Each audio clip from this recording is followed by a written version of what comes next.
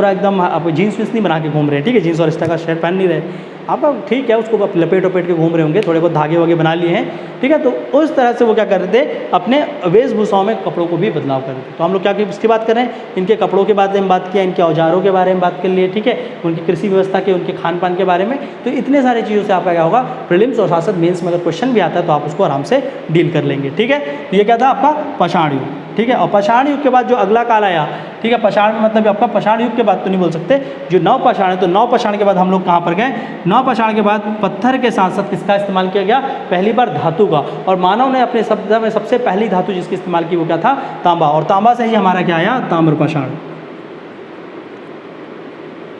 ठीक है, ताम्रपाषाण। और इस ताम्रपाषाण काल में सबसे पहले जो धातु है मानव ने किसका इस्तेमाल किया है, ताम्रपाषाण में किया, मतलब तांबा का किया, ठीक है। तो पहला धातु मानव ने जो इस्तेमाल किया वो क्या है, तांबा। बड़ा सा लिख देते हैं, फिर नहीं तो कंप्लेन आ जाएगा, ठीक है। तांबा के बाद मानव किसका इस्तेमाल किया, तांबे के बाद वो किया कांस का, ठीक है। तांबे के बाद कांच का इस्तेमाल। कांच के बाद अगर देखेंगे तो तीसरा जो धातु था जिसका इस्तेमाल किया गया, और कांच को किससे बनाया गया, इसमें टिन या जिंक को, अगर तांबे में हम लोग क्या करते हैं, टिन या जिंक को मिलाते हैं तो इससे आपका क्या बोलता है, कांच, ठीक है। पर इसको डायरेक्ट इस्तेमाल नहीं किया, जो जिसको डायरेक्ट इस्तेमाल किया उसको बात कर रहा हूँ, ठीक है। तो तांबा, तांबे के बाद क्या है आपका कांच। कांच के बाद जो मानव ने इस्तेमाल किया वो क्या था आपका सोना। देखिए सोना पहले आ गया, ठीक है। सोने के बाद मानव ने इस्तेमाल किया चांदी,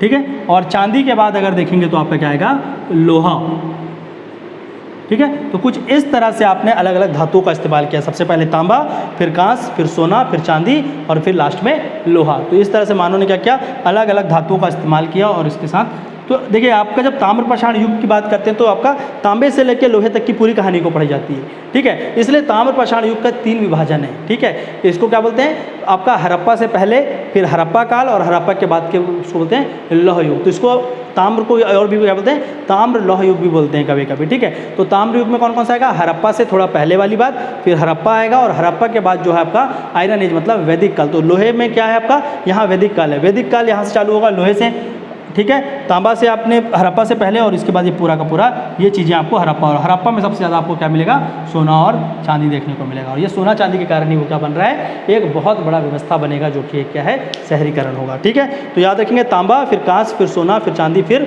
लोहा। और ताम्रपाषाण युग की बात करेंगे तो यहाँ पर फिर से क्या हो रहा है, अब यहाँ पर क्या है, व्यवस्थित कृषि है, ठीक है। तो कृषि तो यहाँ पर हो ही रही है और व्यवस्थित है।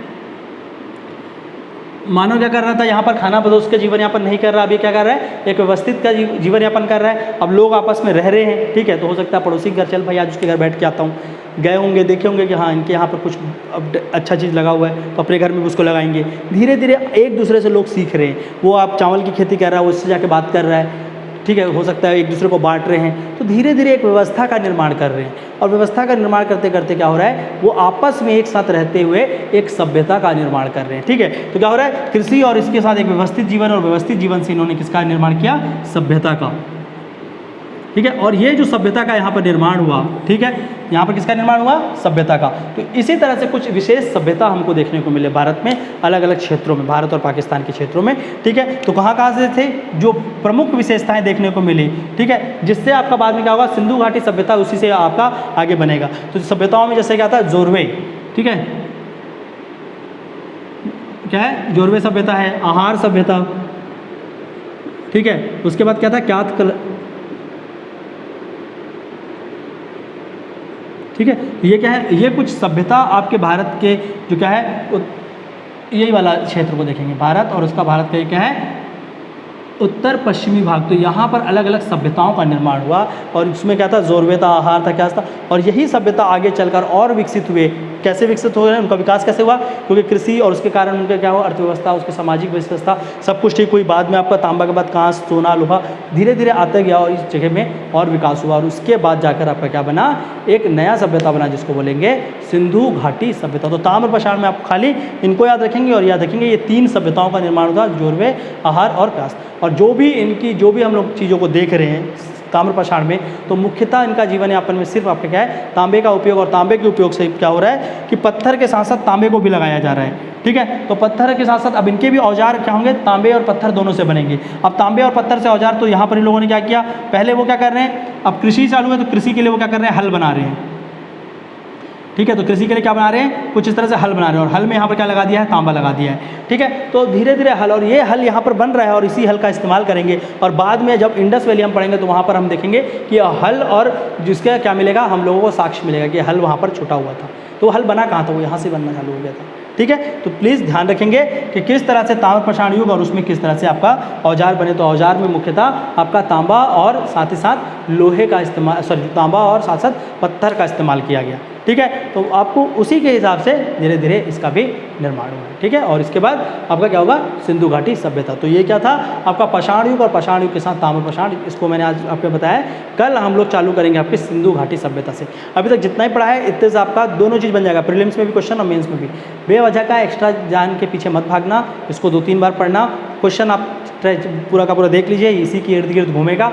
ठीक है, एक आध क्वेश्चन ऊपर नीचे होता है, लेकिन वो भी हमारा क्या है, नोट्स के थ्रू हमने कवर करा दिया है। तो आपको जो नोट्स दिया जाता है क्लास के रिलेटेड, जो हैंडआउट्स होते हैं, उस हैंडआउट को भी प्लीज़ अच्छे से पढ़ेंगे, क्योंकि उसमें भी हमने बहुत सारी चीज़ों को इंक्लूड कर दिया है जो कि आपका थोड़ा सा फैक्चुअल टाइप का है। उसको भी एक बार देख लेंगे तो प्रीलिम्स का और भी फैक्ट वहाँ से कवर हो जाएंगे, और मेंस में भी वो चीज़ आपको हेल्प करेगा। बाकी मोरलेस यहाँ से आपको समझाना पर्पस था, और आपको वो चीज़ मैंने यहाँ से क्लियर करा है। ठीक है, अगर आप लेक्चर कर रहे हैं हिस्ट्री का और उसमें अगर ये चीज़ चल रही है कि आपके दिमाग के सामने कोई कहानी ही नहीं चल पा रही है, आप उसको विजुअलाइज़ नहीं कर पा रहे हैं, तब फिर यहाँ पर खड़े होने का कोई मतलब नहीं है।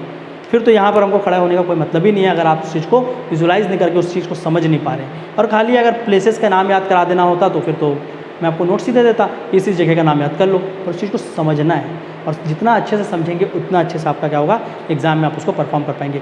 गलती मत कर देना कि खाली प्रीलिम्स का एग्जाम है, मेंस का भी एग्जाम होता है, और वहाँ पर आप ये सब चीज़ों को नहीं समझेंगे तो लिख नहीं पाएंगे। ठीक है, तो ये क्या था आपका पाषाण काल और पाषाण काल से संबंधित सारी की सारी जानकारी थी। ठीक है, तो यहाँ पर इस लेक्चर को ख़त्म करते हैं। एक बार मैं आपको फिर से क्विक रिमाइंडर कराना चाहूँगा कि जो भी रजिस्टर करना चाहते हैं, जो भी एडमिशन लेना चाहते हैं, प्लीज़ वो जितना जल्दी हो वो कर लें। देखिए, बहुत लेट करने से भी कोई आपका ये नहीं होगा कि आप 4 महीने बाद जुड़ेंगे तो आपको कुछ इस चीज़ को बहुत जल्दी कर लेंगे। टाइम उतना ही लगेगा, चाहे आप आज चालू करो चाहे बाद में चालू करो, टाइम आपको उतना ही लगेगा एक बार पूरा प्रिपेयर करने में। तो जितना जल्दी चालू करोगे उतना आप अपने टाइम को बचा सकते हैं। ठीक है, तो जो भी रजिस्टर करना चाहते हैं डिस्क्रिप्शन बॉक्स में दिए हुए डिटेल पे आप बिल्कुल हमको मैसेज करिए, हम आपको वहाँ से रजिस्टर कर लेंगे। ठीक है, यहाँ पे ख़त्म करते हैं, कल हम लोग पढ़ेंगे सिंधु घाटी सभ्यता। धन्यवाद।